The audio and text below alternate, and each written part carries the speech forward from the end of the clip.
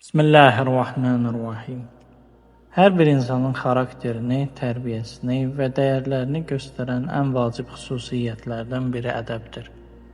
Ədəb sadəcə qayda-qanuna əməl etmək deyil, eyni zamanda ürəkdən gələn bir hörmət və anlayışdır.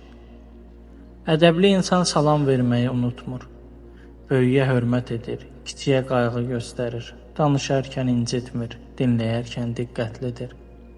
Bu həm ailədə, həm məktəbdə, həm də cəmiyyətdə rahat və mehriban münasibətlərin əsasını qoyur. Ədəb insanı gözəlləşdirən, görünməyən bir libasdır.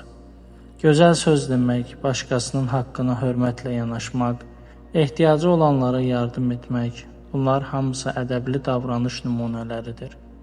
İslamda da ədəbə böyük önəm verilir. İmam Əli əleyhissalam buyurur: İnsanın dəyəri onun ədəbi ilə ölçülür.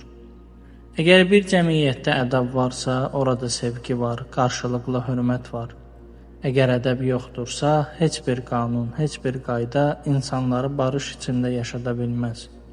Unutmayaq, ədəbli olmaq zəiflik deyil, əsl gücdür.